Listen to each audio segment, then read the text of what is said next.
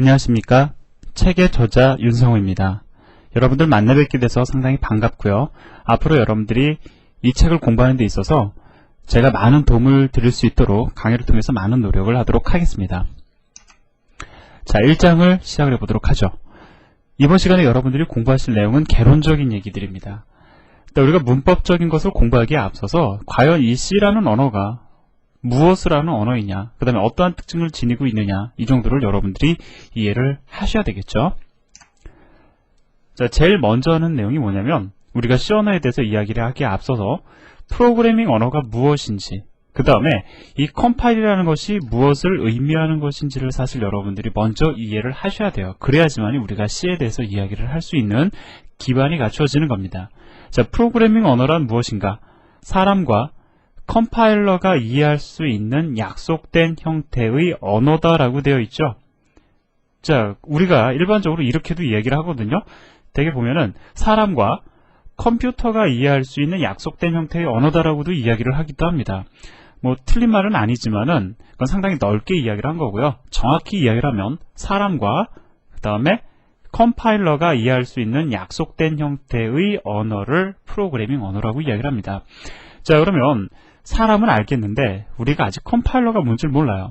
컴파일러가 무엇인지를 이해하시려면 여러분들은 컴파일이 무슨 일인지를 갖다가 이해를 하셔야 됩니다. 자, 그러면 제가 지금 프로그래밍 언어와 컴파일이 무엇인지를 갖다 설명하는 데 있어서 조금 다른 방법을 조금 취해보도록 하죠. 책에서는 이것을 갖다가 적절히 아주 쉽게 제가 지금 설명을 하고 있기 때문에 그 내용은 여러분들이 책을 통해서 한번 읽어서 접해보시길 바라고요.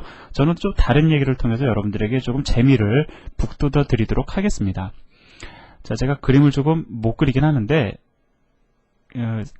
내용 전달을 할 만큼은 제가 그림을 그리거든요. 그리고 실제로 오프라인상에서 강의를 하는 경우에는 이거보다 잘 그립니다. 마우스를 이용해서, 물론 펜마우스긴 하지만 그림을 그리다 보니까 그림을 그리는 데 있어서 어려움이 조금 있네요. 그림을 그리면서도 참 말이 많죠. 예. 자, 지금 보면은 제가 두 개의 CPU를 지금 그렸습니다. 자, 중요한 거는 얘네들의 이름이 A이고 B이다라는 것이 중요한 게 아니고요. 두 개는 서로 다른 CPU이다라는 것이 사실은 중요한 겁니다. 뭐 회사가 달라서 다를 수도 있고요. 같은 회사이지만 CPU의 모델이 달라서 다를 수도 있을 거라고요. 중요한 건 아무튼 CPU가 다르다라는 겁니다. 그런데 일반적으로 CPU가 만들어지면은 CPU만 만들어지는 것이 아니라 이 CPU에게 사실 일을 시켜야 되잖아요. 그죠? 그래서 얘네들에게 일을 시킬 수 있는 명령 체계가 만들어집니다. 명령어 체계가 만들어져요. 이 명령어 체계를 갖다가 뭐라고 얘기를 하냐면은 인스트럭션 코드라고 얘기를 합니다. 혹은 체계니까 인스트럭션 코드의 집합이라고 해서 인스트럭션 셋이라고 얘기를 많이 해요. 좀 어려운 내용이고 하지만 여러분들 그냥 이런 게 있구나 가볍게 그냥 들어보시면 됩니다. 너무 추상적인 얘기만 하면은 사실 도움이 안 될 수도 있기 때문에 제가 조금 추상적이지 않은 실질적인 얘기를 지금 제가 강의를 통해서 조금 해드리고 있는 거예요. 자, 그런데 문제는 뭐냐면 이러한 명령어의 체계, 즉 인스트럭션 셋이 CPU가 달라지면 서로 다를 수밖에 없다라는 겁니다. A라는 CPU에게 일을 시키고자 할 때 사용하는 인스트럭션 셋과 B라는 CPU에게 일을 시키고자 할 때 사용하는 인스트럭션 셋이 다르다라는 거예요. 자, 그럼 인스트럭션 셋에 대해서 제가 여러분들이 왜 말씀을 드리냐면 과거의 프로그래머들 있죠. 오늘날의 프로그래머들이 아니라 과거의 프로그래머들은 바로 이러한 인스트럭션 셋을 이용을 해서 프로그래밍을 했습니다. 물론 저도 그 당시의 프로그래머는 아니죠. 오늘날에도 그런 프로그래머들이 있습니다. 우리가 흔히 그런 사람들을 갖다가 로우 레벨에서 프로그래밍을 한다라고 이야기를 하는데 뭐 그리 많지는 않아요. 자, 아무튼 이러한 어떤 CPU가 등장이 되면은 CPU가 생성이 되면 그 CPU에 따른 명령어 체계가 있고요. 과거에는 이러한 명령어 체계, 즉 인스트럭션 셋을 이용해서 프로그래밍을 해왔다라는 겁니다. 근데 이렇게 인스트럭션 셋을 이용해서 프로그래밍을 하게 되면은 문제가 있습니다. 두 가지 문제가 있는데요. 첫 번째 뭐냐면은 우리가 프로그래머를 갖다가 만들어내는 데 있어서 오랜 시간이 걸린다라는 거예요. 프로그래머를 한 명 교육하는 데 있어서 오랜 시간이 걸립니다. 왜냐하면 인스트럭션 셋을 단순히 이해해서 프로그래밍하면 될 것 같지만 실제로는 그게 불가능하거든요. 인스트럭션 셋을 여러분들이 잘 이해를 하시려면 바로 이 CPU, 컴퓨터 시스템 자체를 여러분들이 잘 이해를 하셔야 돼요. 그러다 보니까 컴퓨터 시스템도 이해를 해야 되죠. CPU, 엄밀히 따지면 CPU예요. CPU의 어떤 구조도 잘 이해를 하셔야 되죠. 인스트럭션 셋도 잘 이해를 하셔야 되죠. 그만큼 오랜 시간이 걸린다라는 겁니다. 자, 그리고 오랜 시간이 걸려서 프로그래머를 한 사람을 만들어냈습니다. 그럼 이 사람들에게 일을 시켜야 되겠죠. 그런데 문제는 이 프로그래머들이 프로그램을 갖다가 만들어내는 데 있어서 시간이 오래 걸리더라라는 거예요. 왜 시간이 오래 걸리냐면 인스트럭션 셋은 이 사람이 사용하는 언어와 가까운 게 아니고요. 하드웨어에 상당히 가까운 언어입니다. 즉 우리가 인스트럭션 셋을 통해서 내가 프로그래밍을 한다라는 것은 하드웨어적으로 생각을 해서 내가 프로그램 코드를 만들어낸다라는 얘기가 되거든요. 자, 이렇게 될 경우에 프로그램의 길이가 상당히 길어질 수밖에 없습니다. 자, 예를 들어서 오늘날의 프로그램으로 우리가 프로그래밍 언어를 가지고 한 10줄 정도면 만들 수 있는 프로그램이 있다. 구현 가능한 프로그램이 있다. 인스트럭션 코드를 사용하면 최소한 30줄 이상은 걸릴 거다라는 거예요. 그러면 당연히 시간이 오래 걸릴 수밖에 없죠. 더 중요한 문제는 프로그래밍 하기가 상당히 난해하다라는 겁니다. 그 자체가 너무 어렵다라는 거예요. 그래서 많은 사람들이 생각을 합니다. 이 두 가지 단점을 극복하기를 원하죠. 빠른 시간 안에 내가 프로그래머를 갖다가 양산해냈으면 좋겠다. 프로그래머가 되기까지의 기간이 짧았으면 좋겠다라는 거예요. 두 번째, 그 프로그래머가 프로그램을 갖다가 많이 만들어낼 수 있는, 즉 생산성을 갖다가 높였으면 좋겠다. 프로그램을 구현하는 데 있어서 걸리는 시간을 좀 줄여줬으면 좋겠다라고 생각을 합니다. 이 두 가지를 충족시켜서 만들어낸 것이 바로 프로그래밍 언어입니다. 프로그래밍 랭귀지라고 얘기를 하죠. 자, 프로그래밍 언어의 등장 배경을 이해를 하시겠어요? 자, 그래서 프로그래밍 언어를 우리가 사용할 경우에, 오늘날의 프로그래밍 언어를 사용하게 될 경우에 여러분들은 CPU에 대해서 모르셔도 상관없습니다. 앞으로 제가 여러분들에게 C 언어를 강의를 하는 데 있어서 CPU에 대해서 혹은 컴퓨터 구조에 대해서 강의하는 일이 그리 많지 않다라는 겁니다. 물론 좀 깊이 있게 다루다 보면 그런 얘기가 간혹 튀어나올 수는 있어요. 하지만 우리 잘 몰라도 프로그래밍이 가능하다라는 거예요. 자, 뿐만 아니라 아까 전에 말씀드렸던 것처럼 프로그래밍 랭귀지, 즉 C 언어를 사용을 하면 인스트럭션 코드로 예를 들어서 30줄 정도가 걸리는 프로그램을 우리는 한 10줄 정도로 구현이 가능하다라는 겁니다. 말 그대로 과거의 프로그래머들이 겪었던 불편한 사항들을 갖다가 오늘날의 프로그래밍 언어가 해결을 하고 있다는 거죠. 그래서 프로그래밍 언어에는 상당히 다양한 종류가 있는데요. C라든가 그 다음에 C++, 자바라든가 혹은 C샵과 같은 다양한 종류의 언어들이 존재를 하고 있습니다. 자, 그러면 저는 여러분들에게 지금 현재 프로그래밍 언어가 무엇인지에 대해서 설명을 드렸어요. 자, 그러면은 다시 한번 얘기를 해보죠. 우리가 이제 프로그래밍 언어를 갖다가 이제 익혔습니다. 그리고 이거를 이용을 해서 10줄짜리 프로그램을 만들어냈어요. 자, 무슨 일을 하는지 모르지만 한 10줄짜리 프로그램이 지금 여기 이렇게 구현이 되어 있습니다. 그런데 프로그래밍 랭귀지는, 즉 프로그래밍 언어라는 것은 사람이 이해할 수 있는 형태의 언어 체계를 지니고 있습니다. 자, 인스트럭션 셋은 하드웨어적으로 생각을 해야지만 이해가 가능하다고 했죠. 자, 근데 프로그래밍 언어는 예를 들어서 지금 이제부터 얘기를 제가 C라고 얘기를 해보죠. C라는 언어는 사람이 이해할 수 있는 형태의 언어 구조를 지니고 있어요. 그래서 어떤 게 가능하냐면 제가 앞으로 강의를 하면서 C로 구현되어 있는 프로그램 코드를 보고 우리나라 말로 제가 막 술술 풀어서 얘기를 할 겁니다. 이렇게 해서 저렇게 해서 이렇게 해서 이렇게 하라는 의미이다 라고 우리의 말로 제가 바꿔서 막 설명을 드릴 거라고요. 그런 일이 가능하다라는 겁니다. 왜? 사람이 이해할 수 있도록 구현이 되어 있는 언어이기 때문에 그런 일들이 가능하다라는 거죠. 그런데 사람은 이해할 수 있지만 컴퓨터는 이해할 수 있을까요? 이해하지 못합니다. 즉 CPU는 이해하지 못한다라는 거예요. 자, 그러면 문제는 뭡니까? 우리가 구현이 되어 있는 우리가 구현해 놓은 이 프로그램을 이 컴퓨터가 이해하지 못하면 의미가 없죠. 컴퓨터가 이해할 수 있도록 무엇으로 바꿔주는, 여기서 보면은 지금 기계어로 번역해 주는이라고 되어 있는데 우리가 얘기를 조금 이렇게 많이 했으니까 이거를 갖다가 컴퓨터가 이해할 수 있는 컴퓨터가 이해할 수 있는 명령 체계, 즉 인스트럭션 코드로 바꿔주는 작업을 해줘야 되겠죠. 그래야지만이 CPU가 알아서 적절한 형태로 프로그램을 돌려줄 겁니다. 이러한 번역을 갖다가 해주는, 이렇게 코드를 바꿔주는 일을 하는 사람을 뭐라고 얘기를 하냐면, 사람은 아니죠. 하는 아이를 가리켜 우리가 컴파일러라고 얘기를 해요. 이러한 작업을 해주는 애가 바로 컴파일러입니다. 이해되시죠? 자, 컴파일러가 뭔지 이제 여러분들이 이해를 하신 거예요. 그리고 컴파일러가 이렇게 그 프로그램 코드로 그 프로그램 언어로 구현되어 있는 프로그램을 인스트럭션 셋으로 바꿔주는 이러한 작업 자체를 갖다가 컴파일이라고 얘기를 합니다. 그래서 컴파일은 누가 한다? 컴파일러가 한다라고 이야기할 수 있다라는 거예요. 자, 그래서 결국은 그겁니다. 프로그래밍 언어를 갖다가 그 프로그래밍 언어를 사용해서 구현이 되어 있는 프로그램을 갖다가 그 컴퓨터가 이해할 수 있는 형태로 바꿔주는 일을 해주는 애가 컴파일러고, 그 과정에서 벌어지는 일들을 갖다가 컴파일이라 한다라고 이야기를 합니다. 자, 여러분들 여기까지 잘 정리를 하시면 아마 앞으로 많이 도움이 되실 겁니다. 그 다음에 제가 책에서 설명하고 있는 내용도 물론 좋지만 이렇게 이해를 하는 사실 그 프로그래머들이 조금 드물거든요. 초보 프로그래머들이 이렇게 이해를 하고 접근하는 경우가 드문데, 이렇게 어느 정도 대략 감을 잡고 들어가시면 여러분들이 조금 더 깊이 있는 공부가 가능해집니다. 자, 그러면 조금 이제 쉬운 얘기를 해볼까요? 앞에서 좀 어려운 내용이 전개가 됐는데 뭐 이해 안 되시면 그냥 넘어가셔도 상관없는 거예요. 뭐 너무 부담 갖지 마시고요.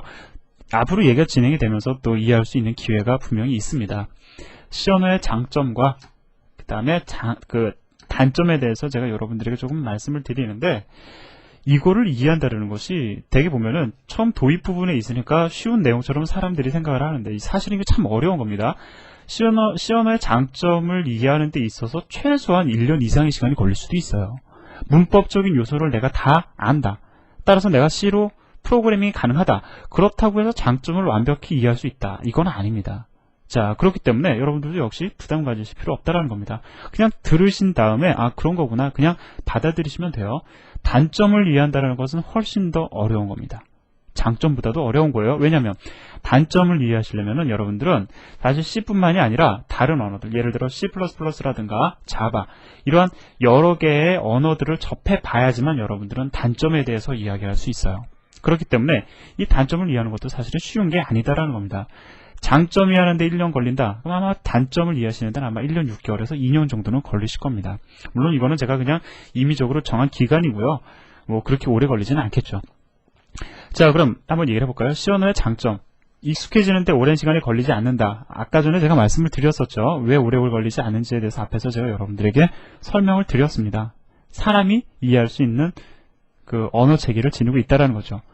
자, 그 다음에 이식성이 좋다라고 얘기가 나오는데, 이거 간단하게 제가 조금 설명을 드리고 그냥 넘어갈게요. 아까 전에 그 A라는 CPU하고 B라는 CPU 얘기를 했었죠. A라는 CPU가 있고 B라는 CPU가 있습니다. CPU가 다르면 뭐가 다르다고요? 명령 체계가 다르죠. 인스트럭션 코드가 다릅니다. 그러면 A라는 CPU에게 일을 시킬 수 있는 인스트럭션 코드로 구성이 되어 있는 프로그램을 B라는 CPU에게 일을 시킬 수 있을까요? 불가능하죠. 명령 체계가 다르기 때문에 이것을 갖다가 B가 이해할 수 있는 명령어 체계로 다시 바꿔줘야 됩니다. 즉, 과거의 프로그래머들은 CPU가 달라지면 프로그래밍을 2번 해야 됐다라는 거예요. 그런데 C 언어를 가지고는 그러한 일을 하지 않습니다. 그래서 A라는 CPU에게 일을 할 수 있는 형태의 C 프로그램은 B라는 CPU에게도 역시 제대로 돌아갈 수 있다는 거죠. B라는 CPU를 가지고 있는 컴퓨터 내에서도 쉽게 돌아갈 수 있다는 겁니다. 그것을 가리켜 우리가 이식성이라고 이야기를 하죠. 그 다음에 요거보다 조금 더 어려운 내용이에요. 효율성이 높다. 상당히 어려운 내용입니다. C 언어를 갖다가 우리가 효율적이다라고 얘기를 하는데 그 근거를 제가 설명을 드릴게요. 근거만 제가 여기서 여러분들에게 언급을 할 테니까 뭐 그런가 보구나 라고만 여러분들 그냥 쉽게 이해를 하시면 됩니다. 프로그래밍 언어도요, 그 하이 레벨 랭귀지와 로우 레벨 랭귀지로 나뉘어집니다. 자, 하이 레벨 랭귀지에 가까울수록 사람이 이해하기에 쉬운 언어가 되는 거고요. 로우 레벨 랭귀지, 로우 레벨 언어로 가까워질수록 사람보다는 하드웨어가 이해할 수 있는 언어에 가까워집니다. C 언어는 완벽한 하이 레벨 랭귀지도 아니고요. 그렇다고 해서 완벽한 로우 레벨 랭귀지도 아닌 약 중간 정도의 레벨을 지니는 언어입니다. 보편적으로 얘기할 때 우리가 하이 레벨 랭귀지라고 얘기를 해요. 그래서 하이레벨 랭귀지의 특성을 지니면서 더불어 어떠한 특징을 지니느냐, 로우레벨 랭귀지의 특징도 지닌다라는 겁니다. 이것도 뭐 제가 지금 얘기를 해보면서 느껴지는 거지만 그렇게 쉬운 말 같지는 않네요. 자, 그러다 보니까 하드웨어에 그 최적화된 코드를 만들 수 있는 특징을 지녀야 여느 다른 하이 레벨 랭귀지와 달리 하드웨어에 최적화시킬 수 있다는 겁니다. 그거를 갖다가 여기서는 효율성이 높다라고 이야기를 하는 거예요. 뭐 결론적으로 뭡니까? 제가 책에서도 여러분들에게 말씀을 드린 것처럼 아무튼 무지 좋은 언어다라는 거죠. 자, 단점. 프로그래밍 하는 데 있어서 많은 주의를 요한다. 메모리를 갖다가 여러분들이 직접 액세스할 수가 있거든요. 그러다 보니까 문제가 생길 수 있다는 겁니다. 앞으로 아마 이 말은 여러분들이 실감을 많이 하시게 될 거예요. 포인터, 배열 이러한 영역으로 들어가면서 아마 여러분들이 역시 주의를 많이 요하는구나 여러분들이 이해하실 수 있으실 겁니다. 그 다음에 완벽한 고급 언어에 비해 상대적으로 어렵다. 로우레벨적 특징을 지니고 있다고 제가 말씀을 드렸죠. 그러한 로우레벨적 특징을 지니지 않는 언어, 대표적인 게 뭐가 있냐면 비주얼 베이직과 같은 언어들이 있죠.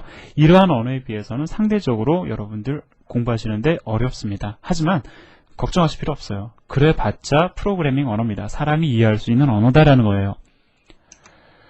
자, 그러면 이제 프로그램을 갖다가 우리가 C라는 언어를 이용해서 C라는 문법 체계를 이용해서 프로그램을 작성 및 실행하는 순서에 대해서 제가 말씀을 드릴게요. 자, 이거는 알아야지만 우리가 뭔가 하나 돌려보면서 공부를 할 거 아니겠습니까? 자, 첫 번째로 프로그램을 작성을 합니다. 이때 우리는 C라는 문법 체계를 이용해서 우리가 구현하고자 원하는 프로그램을 작성을 할 거라고요. 자, 그리고 이제 컴파일 뭔지 아시죠? 그렇죠. 이거를 갖다가 컴퓨터가 이해할 수 있는 명령 체계로 바꾸는 컴파일이라는 과정을 거칠 겁니다. 자, 그 다음에 세 번째로 링크라는 과정이 있는데, 자, 이거 그냥 거친다고만 하고 넘어가자고요. 왜냐면 지금 이거 여러분들 이해하시기 상당히 좀 난해한 내용이거든요. 이거는 책 중반부 이후에 다시 언급이 되는 내용입니다. 그러니까 이거는 그냥 대략적으로 여러분들이 뭐 링크, 우리나라 말로 하면 어디 연결한다라는 거죠. 뭐 대략적으로 연결을 갖다가 한다. 뭐 요 정도만 이해를 하세요. 제가 이건 앞으로 기회가 되면 반복해서 여러분들에게 설명을 드릴 겁니다. 자, 요거는 뭐 이러한 과정을 거친다라고만 일단 그냥 이해하시고 넘어가시기 바랍니다. 자, 그래서 링크라는 과정까지 거치게 되면은 바로 실행할 수 있는 파일, 즉 확장자가 EXE인 파일이 생성이 됩니다. 우리는 이걸 가리켜 실행 파일이라고 얘기를 하죠. 자, 그래서 이러한 과정을 거칠 거예요. 이거를 갖다가 그림으로 설명을 하면 이렇게 됩니다. 자, 일단 프로그램을 작성을 할 거고요. 그 다음에 컴파일을 할 겁니다. 컴파일 하는 데 있어서 우리가 프로그램을 잘못 작성할 수도 있잖아요. 그죠? 예, 그러한 경우에는 에러가 발생이 됩니다. 컴파일러라는 애가 에러를 발생시켜줘요. 컴파일러에 의해서 에러가 발생이 되면 어떻게 됩니까? 프로그램 수정해서 다시 컴파일해야 되겠죠. 자, 그래서 컴파일해서 에러 발생했느냐? 발생 안 했다. 그러면은 아직 뭔지는 모르는 이 링크라는 과정을 거쳐줘야 된다는 거예요. 링크 과정에서도 역시 에러가 발생할 수 있습니다. 그러면 프로그램 수정해서 컴파일부터 다시 시작을 해야 되는데 링크라는 과정에서 에러가 발생이 안 된다. 그러면은 실행 파일이 생성되되 자동적으로 생성이 됩니다. 따라서 여러분들이 실제로 해야 될 일은 바로 이거예요. 크게 얘기를 하면 프로그램 작성하고요. 컴파일하고 그 다음에 링크라는 과정 거쳐주시면 된다라는 겁니다. 자, 그래서 이제 다음 시간에 실제로 비주얼 C++이라는 컴파일러를 이용을 해가지고 제가 여기서 말씀을 드린 이 과정을 우리가 한번 경험해 보도록 할 겁니다. 수고하셨습니다.